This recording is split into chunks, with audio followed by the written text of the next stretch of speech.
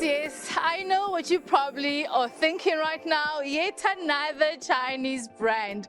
But to be fair, Changan has been around in South Africa about 20 years ago, operating as China. Remember that brand? Yes, they quickly wrapped it up in 2013 and now they are back with an onslaught of new models.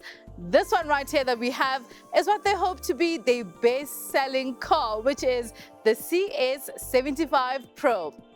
Does it stand out in its segment, or is it just another car from the cookie cutter? Let's find out.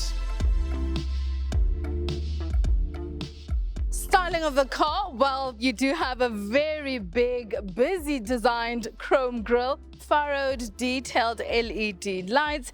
Over on the side, you have your 19-inch multi-spoke blacked out wheels. And I think this is where you actually see the profile of the car and just how big this car is. And part of that length is owed to that it is a 7-seater car.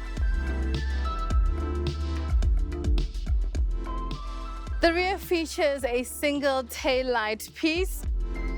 Inside the boot, you have about 230 liters worth of boot space. That's if the rear seats are up. Of course, with the seats down, you have about 620 liters worth of boot space, which I do think is adequate enough for all your luggage. Now, let's get inside and let me show you what it looks like inside.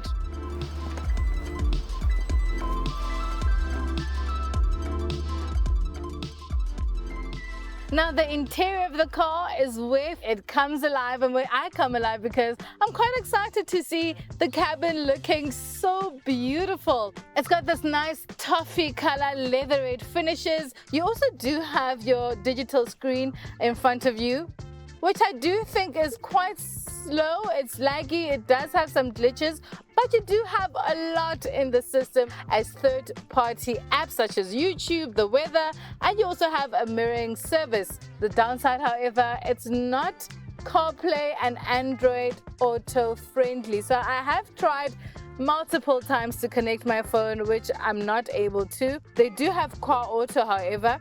Moving away from that, you have your aircon controls, temperature controls. You also have your 2 cup holders under here.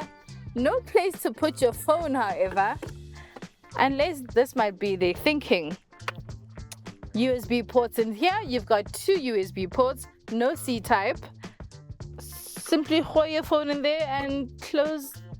I would have loved a charging pad or just simply a space to put my phone. Gear lever, really nice to hold and fits well in your hand.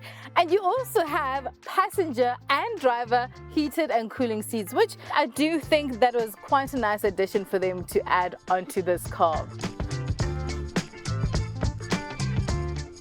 The second row of seats, very spacious, enough legroom, enough headroom. And talk about headroom, you also get a panoramic sunroof in this car.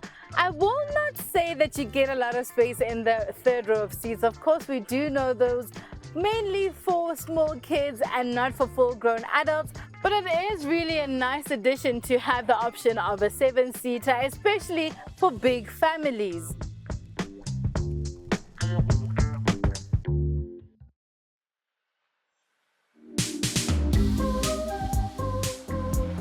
The great thing about this car that I've noticed so far is that there are no frustrating and annoying alerts from the safety systems. I'm glad I haven't heard any of that.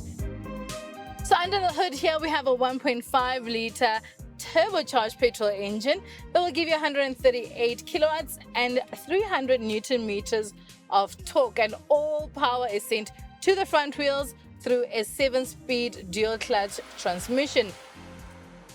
I do think this car drives really well. It's got such a nice drive quality. It's very smooth. It's really no nonsense. Changan claims 6.4 liters per 100 kilometers. I have been able to achieve 7.5 liters per 100 kilometer. Also, compared to some of its competitors, is really quite a standout. Now, talking about some of the safety features, you have the adaptive cruise control. You also have a 360 camera, 6 airbags, and the basics like ABS with EBD. The cabin is well insulated, but you do at times hear the hum from the engine just coming through the cabin. It's not the loudest, it's not irritating, it's just there. Pricing for the 1.5 automatic CS base model will start at 429,900 Rand, followed by the range-topping CE model at 474,900 Rand. And finally, this one that we are in is the range-topping CE model, which will come in at 499,900 Rand. The whole range coming in at under 500,000 Rand is pretty darn impressive. So is this just another car from the car cookie cutter? Well, I definitely think it could have looked a little bit more edgy and appealing. However, where it does shine and excel has to be in the aggressive pricing. It's got a great drivetrain, the interior is immaculate, as well as the overall cabin and build finish. Yes, it might be just another Chinese car, but it also is another option you might want to add on your shopping list.